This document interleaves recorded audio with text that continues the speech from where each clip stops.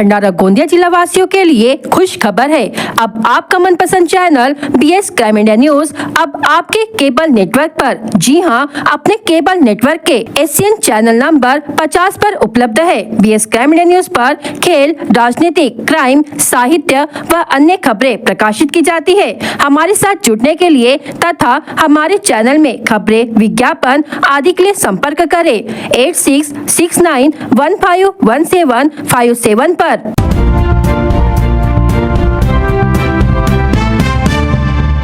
पूर्व विदर्भ के गोसेखुर्द परियोजना प्रभावितों की समस्याएं अभी तक पूरी तरह से हल नहीं हुई है। इस मुद्दे को लेकर पूर्व मंत्री और विधायक डॉक्टर प्रेरणा फुके ने विधान परिषद में जोरदार तरीके से प्रकल्पग्रस्तों के न्याय के लिए अपनी बात रखी। हाल ही में वित्त मंत्री अजित पवार ने गोसेखुर्द परियोजना के लिए निधि की घोषणा की। इस पर चर्चा के दौरान विधान परिषद में विधायक डॉक्टर फुके ने परियोजना प्रभावितों को न्याय दिलाने की जोरदार मांग की। उन्होंने कहा कि विकास प्रक्रिया में प्रभावित लोगों के साथ अन्याय नहीं होना चाहिए और उन्हें उनके अधिकारों के सभी लाभ मिलने चाहिए। इसके लिए उन्होंने लक्ष्यवेधी सूचना प्रस्तुत की। गोसेखुर्द परियोजना के कारण 18,000 से अधिक परिवारों का पुनर्वास किया गया है, लेकिन प्रशासन की लापरवाही और अनियमितताओं के कारण कई प्रभावित परिवारों को अब तक पूरा न्याय नहीं मिला है। कई परिवारों को पुनर्वास प्रमाण पत्र दिए गए हैं, लेकिन उन्हें अभी तक अपेक्षित लाभ नहीं मिला है। उन्होंने आश्वासन दिया कि जब तक परियोजना प्रभावितों को पूरा न्याय नहीं मिलेगा तब तक यह संघर्ष जारी रहेगा। परिणय फुके। माननीय सभापती महोदय धन्यवाद।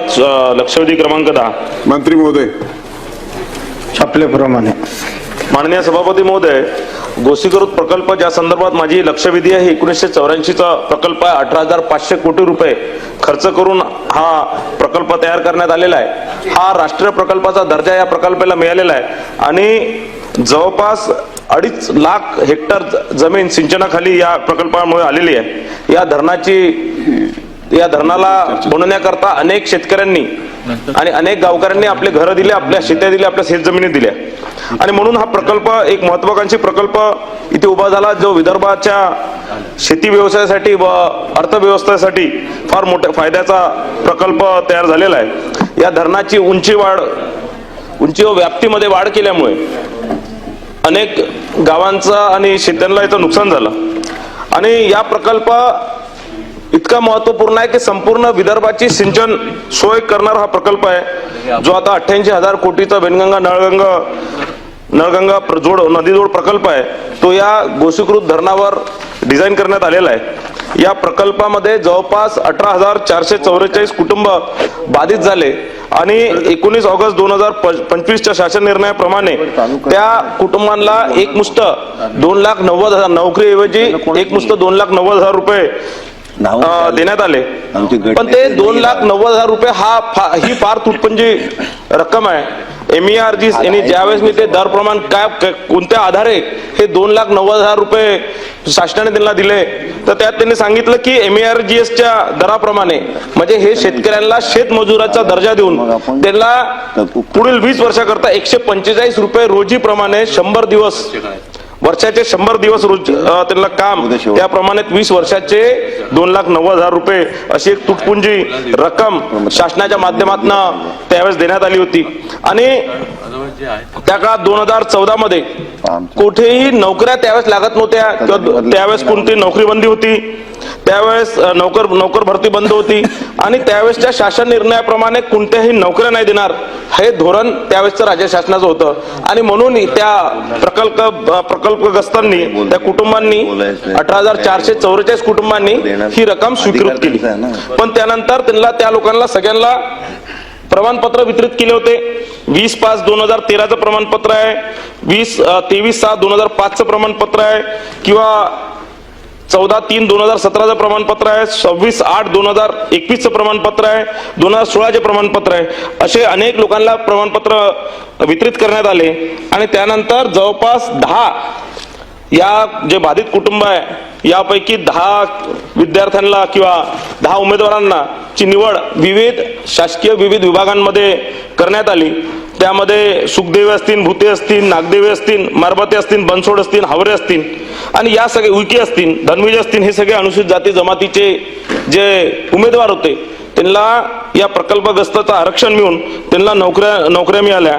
पण त्यानंतर शासनाने 29 जानेवारी 2025 ला एक शासन निर्णय निर्मित केला आणि त्यामध्ये या सगळ्या प्रकल्पग्रस्तांना ज्यांना नोकरी मिळाली त्यांना हे कोणतंही या प्रकारचं सोय किंवा आरक्षण त्यांना लागू होणार नाही या संदर्भातला त्यांनी धोरणात्मक एक निर्णय घेतला. पण माझा या माध्यमातून मंत्री महोदयांना प्रश्न आहे की या सगळ्या उमेदवारांकरता ज्यांची निवड झाली अशा उमेदवारांकरता आपण सहानुभूतीपूर्वक विचार करून यांची निवड अबाधित ठेवणार काय? हे प्रमाणपत्र जे त्यावेळेस सक्षम प्राधिकरणाने 3/5/2010 GR प्रमाणात दिले होते, प्रकल्पग्रस्तांना प्रमाणपत्र दिले होते, ते आजपर्यंत रद्द करण्यात आलेले नाही आहे. त्याची व्हॅलिडिटी आजपर्यंत आहे. त्या सगळ्यांची व्हॅलिडिटी जोपर्यंत अबाधित आहे म्हणजे 29 जानेवारी 2025 च्या GR ज्यावेळेस लागू झाला त्यावेळेस पर्यंत या सगळ्या प्रमाणपत्राची व्हॅलिडिटी होती आणि म्हणून या सगळ्यांना वैध समजून या लोकांना नोकरीचं प्रमाणपत्राच्या आधारावर नोकरी मिळणार काय? सिहोरा पुलिस ने गुप्त सूचना के आधार पर बड़ी कार्रवाई करते हुए टेमनी गांव में निर्दयता से बांधे गए 65 गौवंश को छुड़ाया है. पुलिस निरीक्षक विजय कसुदन के नेतृत्व में यह कार्रवाई की गई. 12 मार्च 2025 को थाना प्रभारी विजय कसुदन और उनकी टीम उप निरीक्षक मेशराम, पुलिस सिपाही लोकेश कुमरे और महेश गिरेपुंजे गश्त पर थे. इसी दौरान उन्हें गुप्त सूचना मिली कि टेमनी गाँव में शैलेश भोंडेकर और संजय बरेकर के घर के पास मवेशियों को निर्दयता से बांधा गया है और उनके चारे पानी की उचित व्यवस्था नहीं की गई है. सूचना मिलते ही पुलिस टीम मौके पर पहुंची और देखा कि लाल रंग के 15, सफेद रंग के 42 और काले सफेद रंग के 8 गौवंशीय बैल ऐसे कुल 65 मवेशियों को छोटे छोटे रस्सों में बांधा गया था. इनकी अनुमानित कीमत 6,50,000 रूपए आकी गई. इसके अलावा एक टाटा जेनॉन पिकअप वाहन MH30 BD 150/80 जिसकी कीमत लगभग 4 लाख रूपए मौके पर पाई गई. पुलिस ने मौके से मिले सबूतों के आधार पर 4 आरोपियों के खिलाफ मामला दर्ज किया है, जिनमें टेमनी निवासी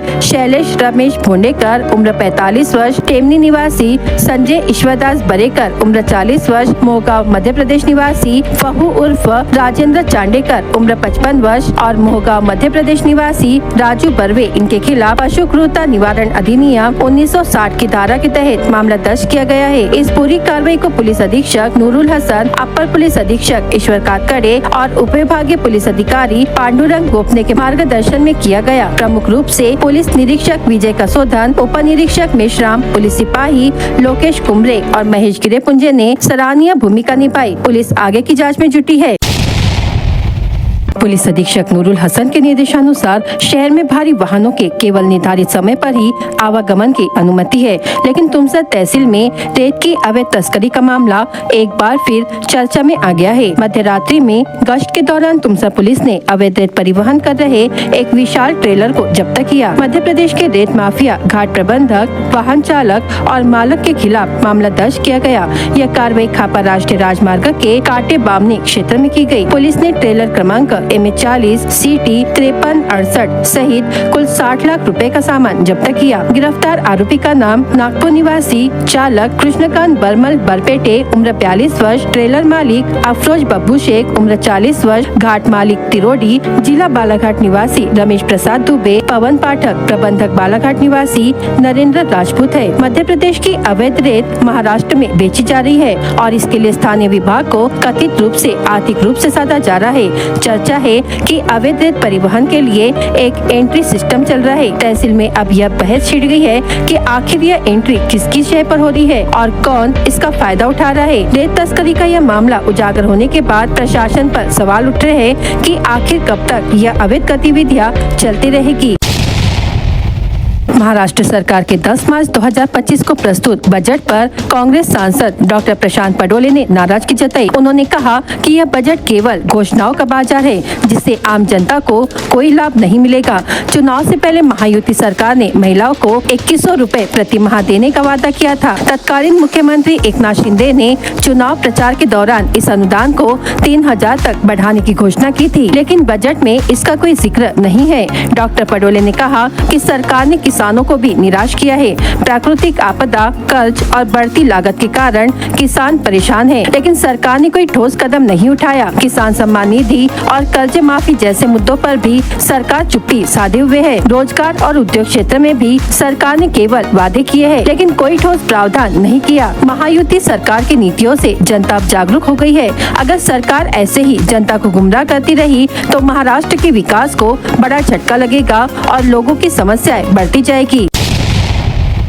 भंडारा जिले के शिक्षित बेरोजगार, नौकरी की तलाश कर रहे युवा और जरूरतमंद युवक युवतियों के लिए जिला कौशल विकास, रोजगार और उद्यमिता मार्गदर्शन केंद्र भंडारा तथा Karanjikar college of engineering Sakoli जिला भंडारा के संयुक्त तत्वावधान में 17 मार्च 2025 को Karanjikar college of engineering, Nagzira road, Sakoli जिला भंडारा में सुबह 11 बजे से दोपहर 2 बजे तक पंडित दीनदयाल उपाध्याय रोजगार मेले का आयोजन किया गया है। इस मेले में विभिन्न क्षेत्रों की प्रतिष्ठित कंपनियां बड़े पैमाने पर भाग लेगी, जिनके माध्यम से 800 से अधिक रोजगार के अवसर उपलब्ध होंगे। सभी युवाओं से अनुरोध है कि वे ऑनलाइन पंजीकरण के लिए गूगल फॉर्म भरें और इस रोजगार मेले में अधिक से अधिक संख्या में भाग ले। यह सुनहरा अवसर न गवाए। डॉक्टर सुधाकर झलके, सहायक आयुक्त जिला कौशल विकास, रोजगार और उद्यमिता मार्गदर्शन केंद्र भंडारा ने युवाओं से इस अवसर का अधिकतम लाभ उठाने की अपील की है। गांजा की तस्करी करने वाले मध्य प्रदेश के 2 आरोपी गिरफ्तार। 6 किलो गांजा जब्त, खापा चौक में हुई कार्रवाई। गांजा की तस्करी करने वाले मध्य प्रदेश के 2 आरोपियों को पुलिस ने पकड़ा। यह कार्रवाई मंगलवार 11 मार्च को तुमसा पुलिस ने की। पुलिस ने दोनों आरोपियों के पास से 6 किलो गांजा जब्त किया। इस कार्रवाई के दौरान पुलिस को कुल 1,81,800 रुपए का मुद्देमाल जब्त करने में सफलता मिली है। दोनों आरोपी पुलिस की गिरफ्त में है। तुमसा शहर से सटे खापा चौक में मध्य प्रदेश राज्य के उदयपुरा घाना वहाड़िया निवासी आरोपी यशवंत हरि गोविंद सिंह धाकड़ उम्र 25 वर्ष और उड़िया रायसेन निवासी आरोपी भूरा निरपत सिंह धाकड़ उम्र 45 वर्ष, दोनों दोपहिया क्रमांक MH05 DJ 7114 से जा रहे थे। संदेह के चलते पुलिस निरीक्षक मिलिंद तायडे ने गाड़ी रोककर पूछताछ की, जिसमें पुलिस को दोनों के पास से करीब 6 किलो गांजा मिला। दोनों आरोपियों को पुलिस ने गिरफ्तार किया एवं दोनों के पास से 1,31,800 रुपए का गांजा एवं 50,000 रुपए की दोपहिया मिलाकर कुल 1,81,800 रुपए का माल जब्त किया। आरोपियों के खिलाफ तुमसा पुलिस थाने में विविध धाराओं के तहत मामला दर्ज किया गया। कुछ माह से मध्य प्रदेश महाराष्ट्र सीमा तुमसा मार्ग से नागपुर की ओर बड़े पैमाने में गांजे की तस्करी की जा रही है। इस मामले में पुलिस जांच कर रही है।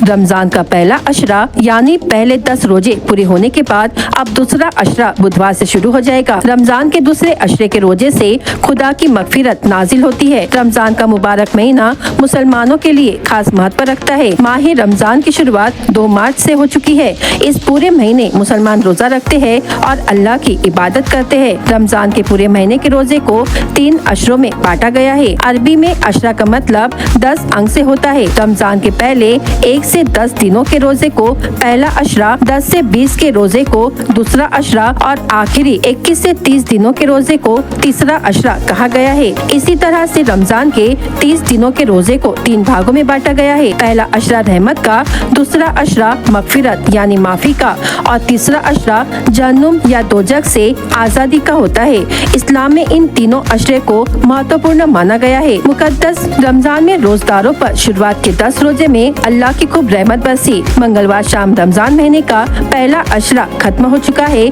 और दूसरे अशरे की शुरुआत बुधवार से होगी। दूसरे अशरे में रोजेदार मगफिरत के लिए अल्लाह से दुआ मांगेंगे, क्योंकि रमजान का दूसरा अशरा मगफिरत का है। मान्यता है कि इसमें अल्लाह मरहुमों पर मगफिरत फरमाता है और रोजेदारों को गुनाहों से आजादी मिलती है। सरकारी समर्थन मूल्य धान खरीदी योजना के तहत खरीफ मौसम में वर्ष 2024-25 में किसानों के खाते में 613 करोड़ रुपए ऑनलाइन पद्धति से जमा किए गए। इसमें जिले के धान खरीदी केंद्र पर प्रमाणित दस्तावेज जमा करने वाले किसानों के खाते में रुपए जमा हो चुके हैं। जिला पणन विभाग द्वारा प्राप्त जानकारी के अनुसार जिले में मंगलवार 11 मार्च तक कुल 1,65,796 किसानों ने पंजीयन किया है। इन 90,886 किसानों से 28 30,62,229.95 क्विंटल धान खरीदी किया गया। शासन के पत्र के अनुसार खरीफ मौसम की धान की खरीदी 2024-25 तक चलेगी। इसकी अवधि बढ़ाई गई है। शासन के नियम के अनुसार धान खरीदी की गई। अभी भी 31 मार्च तक सरकारी समर्थन मूल्य धान खरीदी केंद्रों पर धान बेचने का आह्वान जिलाधिकारी डॉक्टर संजय कोलते के निर्देश पर जिला पणन अधिकारी सुधीर पाटिल ने किया है। भंडारा नगर परिषद प्रशासन ने बकाया संपत्ति कर की 100% वसूली सुनिश्चित करने के लिए सख्त कदम उठाए हैं। मंगलवार को नगर परिषद ने बकाया कर न भरने वाले 3 किराएदारों की दुकानों को सील कर दिया। राज्य सरकार के निर्देशानुसार और वसूली के प्रतिशत के आधार पर अनुदान प्राप्त करने के उद्देश्य से भंडारा नगर परिषद ने 2024-25 के लिए एक व्यापक कर वसूली अभियान शुरू किया है। इस अभियान के तहत 1 अप्रैल 2024 से 10 मार्च 2025 तक 3 करोड़ 61 लाख रुपए की वसूली की गई है, जबकि कुल लक्ष्य 11 करोड़ 92 लाख रुपए निर्धारित किया गया है। अब तक 30.38% वसूली पूरी हो चुकी है। नगर परिषद ने बकाया कर वसूली के लिए एक विशेष दल गठित किया है, जो बकायेदारों को नोटिस जारी कर रहा है। नागरिकों को सूचित किया गया है कि मार्च के अंत तक संपत्ति और जल कर का भुगतान करना अनिवार्य होगा, अन्यथा उनकी संपत्ति जब्त की जा सकती है। सोमवार को नगर परिषद ने बकाया कर न चुकाने वाले किराएदारों पर सख्त कार्रवाई करते हुए बजाज कॉम्प्लेक्स स्थित दुकान नंबर 35, 34 और 51 को सील कर दिया। ये किराएदार लंबे समय से कर भुगतान में टालमटोल कर रहे थे।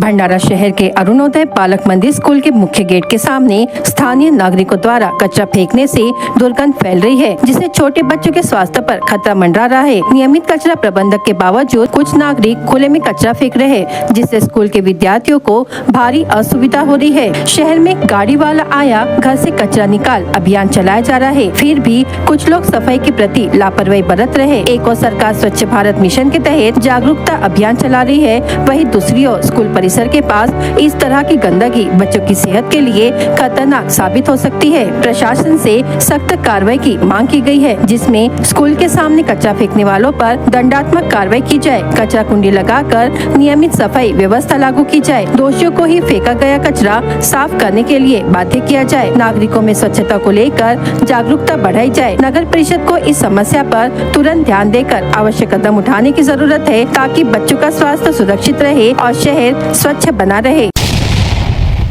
शादी से लौट रहे पति पत्नी को दोपहिया पर सवार बदमाशों ने अपना निशाना बनाया। आरोपी महिला के कीमती आभूषण झपटकर भाग गए। घटना लाखनी पुलिस थाने से 200 मीटर दूर विकास बुक डिपो के पास मंगलवार 10 मार्च की रात लगभग 10 बजे हुई। यह घटना सीसीटीवी कैमरे में कैद हुई है। पुलिस आरोपियों का पता लगा रही है। लाखनी पुलिस ने आदर्श नगर निवासी हरिदास तानाजी गायधा ने उम्र 69 वर्ष की शिकायत पर अज्ञात चोरों के खिलाफ मामला दर्ज किया है। मिली जानकारी के अनुसार शिकायतकर्ता पति पत्नी सोमवार को एक विवाह समारोह में गए थे। वहां से वापस घर लौटते समय दोपहिया पर सवार होकर आए अज्ञात बदमाशों ने विकास बुक डिपो के पास से महिला के गले से सोने के लॉकेट खींच लिए और मौके से फरार हो गए। सीसीटीवी में कैद घटना के आधार पर पुलिस मामले की जांच कर रही है। 8 मार्च 2025 को जागतिक महिला दिवस के अवसर पर ग्राम पंचायत के सरपंच करुणा कोकोडे एवं ग्राम पंचायत के समस्त पदाधिकारियों द्वारा ग्राम की महिलाओं के लिए महिला सशक्तिकरण, महिलाओं के हक एवं अधिकारों पर मार्गदर्शन तथा महिला उत्थान पर मार्गदर्शन शिविर के कार्यक्रम का आयोजन किया गया था। साथ ही कार्यक्रम में महिलाओं के मनोरंजन के लिए विविध खेलों एवं सांस्कृतिक कार्यक्रम का आयोजन किया गया था, जहाँ कार्यक्रम में प्रमुखता से गीत गायन स्पर्धा, नृत्य, संगीत कुर्सी, बलून रेस, रनिंग, चम्मच गोली आदि स्पर्धाओं का आयोजन किया गया। इस अवसर पर ग्राम पंचायत सरपंच करुणा कोकोडे, भूतपूर्व जिला परिषद सदस्य संगीता सोनवाने, भूतपूर्व सरपंच नीतू मडावी, उषा टेम्बुरकर, रंजिता कठौते एवं अन्य सहित ग्राम पंचायत पदाधिकारी एवं ग्राम के लगभग 300 महिलाएं कार्यक्रम में उपस्थित थी।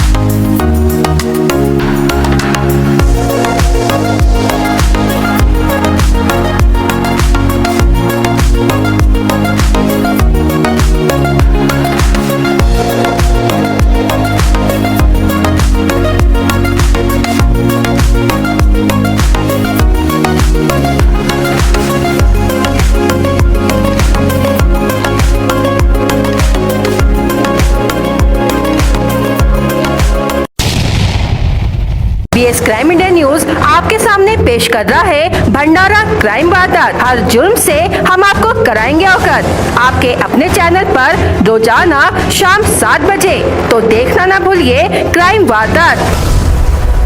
गाय द्वारा पेड़ खाने की बात पर मालिक को टोकने पर महिला के साथ गाली गलौज और मारपीट करने की घटना वड़द गांव में घटी। आरोपी वड़द निवासी प्रहलाद शहारे उम्र 60 वर्ष ने महिला के साथ गाली गलौज और मारपीट की। साकोली पुलिस ने आरोपियों के खिलाफ मामला दर्ज किया है। तुमसा पुलिस ने अवैध रेत परिवहन कर रहे एक विशाल ट्रेलर को जब्त किया। मध्य प्रदेश के रेत माफिया, घाट प्रबंधक, वाहन चालक और मालक के खिलाफ मामला दर्ज किया गया। यह कार्रवाई खापा राष्ट्रीय राजमार्ग के काटे बामनी क्षेत्र में की गई। लाखनी तहसील के परसटोला गांव में मंगलवार को सुबह जंगली जानवरों के हमले में वृद्धा समेत 2 मासूम बच्चे घायल हो गए। घायलों का नाम परसटोला निवासी निर्भय किशोर मेश्राम उम्र 7 वर्ष, नूतन संजय कोल्हे उम्र 13 वर्ष और सरस्वती खरकाटे उम्र 65 वर्ष है। गांजा की तस्करी करने वाले मध्य प्रदेश के 2 आरोपियों को पुलिस ने पकड़ा। तुमसा पुलिस ने दोनों आरोपियों के पास से 6 किलो गांजा जब्त किया। इस कार्रवाई के दौरान पुलिस को कुल 1,81,800 रुपए का मुद्देमाल जब्त करने में सफलता मिली। तुमसा शहर के नए बस स्टैंड के पास रेडीमेड कपड़ों की दुकान चलाने वाले दुकानदार ने अपने घर में फांसी लगाकर आत्महत्या कर ली। मृतक का नाम श्रीराम नगर निवासी अजय इसराम पाधी उम्र 37 वर्ष है। पुलिस ने मामला दर्ज कर आगे की जांच शुरू कर दी है। शादी से लौट रहे पति पत्नी को 2 पहिया पर सवार बदमाशों ने अपना निशाना बनाया। आरोपी महिला की कीमती आभूषण झपट कर भाग गए। घटना सीसीटीवी कैमरे में कैद हुई। पुलिस आरोपियों का पता लगा रही है। लाखनी पुलिस ने शिकायत पर अज्ञात चोरों के खिलाफ मामला दर्ज किया है। भंडारा जिला वासियों के लिए खुश खबर है। अब आपका मनपसंद channel BS crime India news अब आपके डायमंड केबल नेटवर्क पर। जी हाँ, अपने डायमंड केबल नेटवर्क के चैनल नंबर 94 पर उपलब्ध